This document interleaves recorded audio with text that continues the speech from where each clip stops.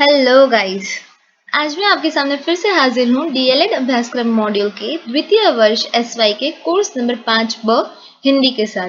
आज हम लोग देखने जा रहे हैं हिंदी साहित्य के स्वरूप एवं साहित्यकार 5वां चैप्टर। उसका ये पहला वीडियो है, पहला पार्ट है। इस पार्ट में हम लोग प्रस्तावना से लेके विषय वस्तु यानी कि हिंदी साहित्य के स्वरूप तक देखेंगे। ठीक है गाइस, तो शुरू करते हैं प्रस्तावना से। साहित्य जीवन का दर्पण है तथा साहित्य ही जीवन की विभिन्न संवेदनाओं का शिक्षण दे सकता है।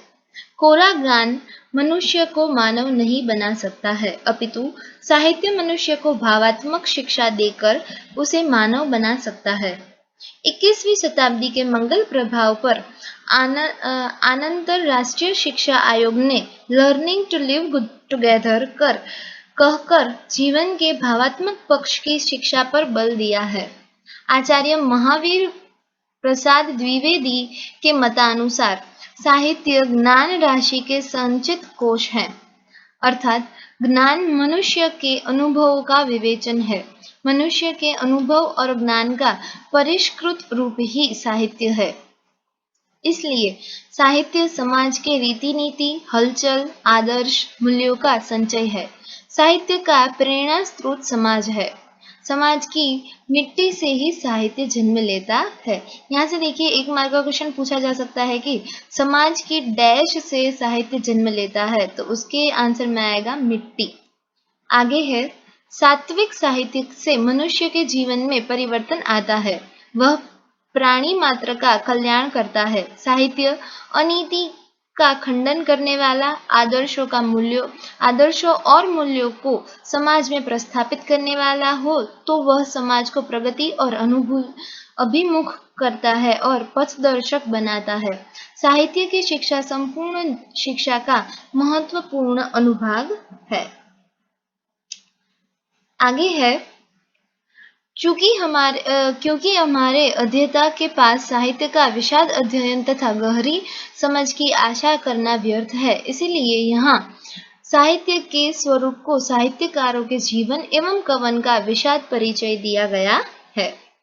अभी हम विषय वस्तु के और बढ़ते हैं, और सबसे पहला जो है हिंदी साहित्य के स्वरूप।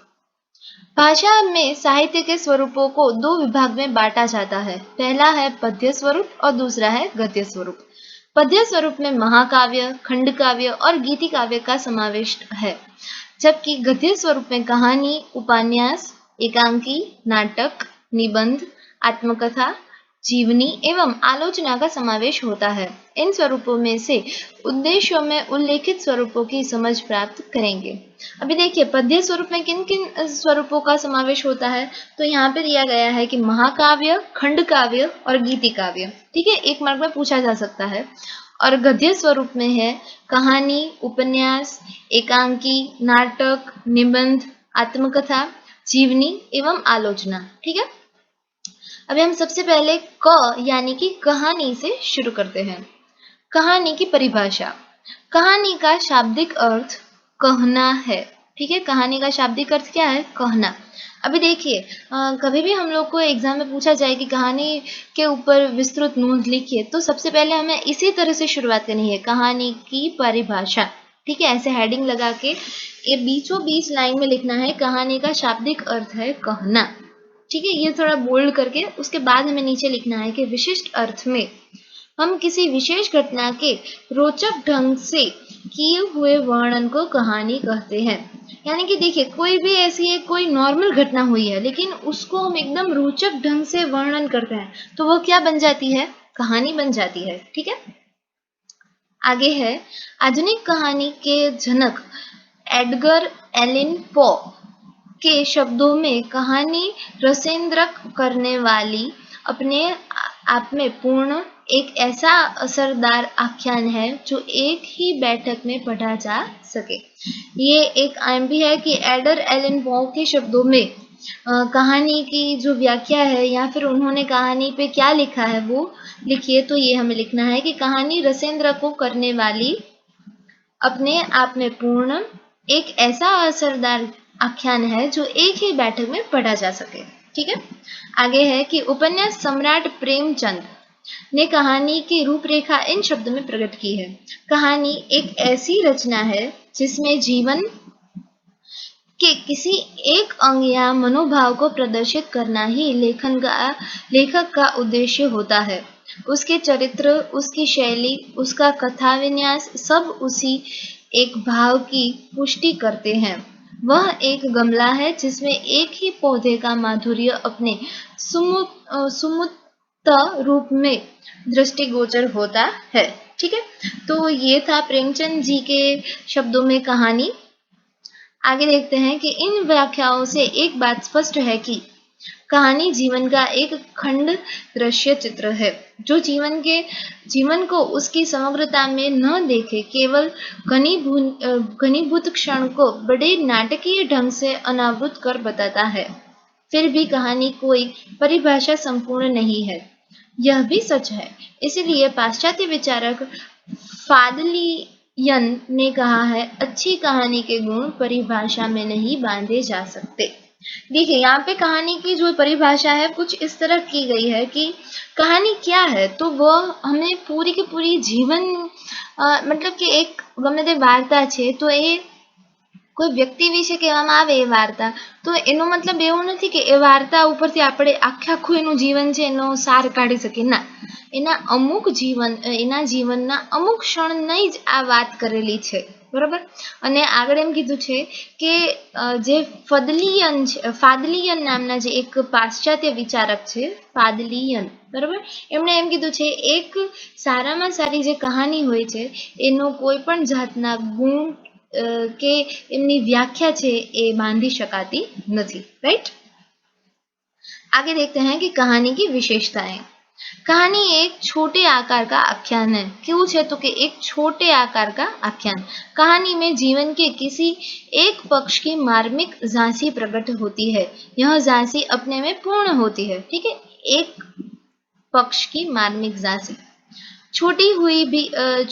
छोटी होते हुए भी कहानी एक जीवन तथ्य, उदात्त भाव, संवेदन को प्रकट करने वाली होती है. वह प्रगति से अपने लक्ष्य की ओर बढ़ती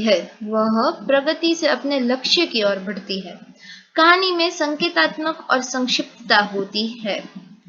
कहानीकार का संदेश सांकेतिक रूप में होता है. पात्र कम होते हैं तथा उनके चरित्र के शुद्ध अंशों पर प्रकाश डाला गया हो. ठीक है, वो तो बात सही है कि चरित्र के जो शुद्ध अंश होते हैं उस पर प्रकाश डाला जाता है. कहानी हमारे भावना मात्र का उभार है. भाई सही बात है, अगर जिसने भी मतलब कहानी लिखी हुई है, हाँ, उसके अंदर के जो भाव, वो व्यक्ति या वो चित्र या फिर वो जो भी घटना है उसके बारे में, वही है कहानी. तो कहानी हमारे भावना मात्र का उभार है.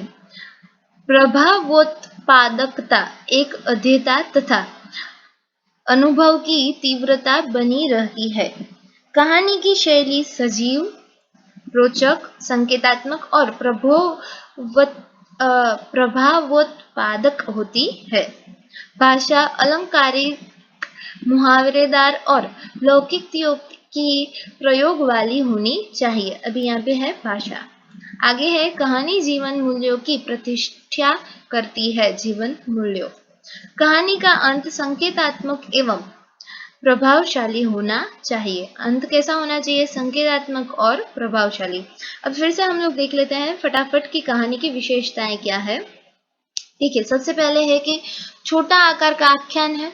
दूसरा है किसी के जीवन के किसी भी एक पक्ष की मार्मिक झांकी होती है. बाद में है कि वह प्रगति से अपने लक्ष्य की ओर बढ़ता है. तीसरा है कि कहानी संक्षिप्त और संकेतात्मक होती है. संकेत से हमें दूसरा पॉइंट याद रखना है कि संदेश कैसा होता है? सांकेतिक होता है. उसके बाद है कि चित्र, जो भी यहाँ पर पात्र काम करते हैं उसका चरित्र है वो शुद्ध अंशों पर प्रकाश डाला जाता है. उसके बाद है कि हमारी भावना मात्र का उभार है. क्या? कहानी. उसके बाद है कहानी की शैली कैसी होनी चाहिए? सजीव, रोचक, संकेतात्मक और प्रभावोत्पादक होनी चाहिए.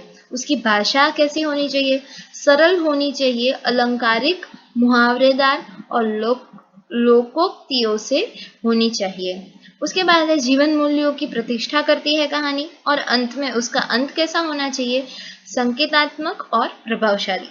तो यहाँ पे मैं समझती हूँ कि आप लोगों को कहानी और उसकी विशेषताएं हैं वो एकदम आसानी से समझ में आ गया होगा और याद भी रह गया होगा। तो जल्दी मैं आपसे मिलती हूँ दूसरे वीडियो में। तब तक के लिए आप मुझे सब्सक्राइब करते रहिए, ताकि दूसरा वीडियो मैं जैसे ही डालूँ आप लोग को फटाफट से मिल जाए। आप लोग ने वीडियो देखा इसलिए थैंक यू वेरी मच।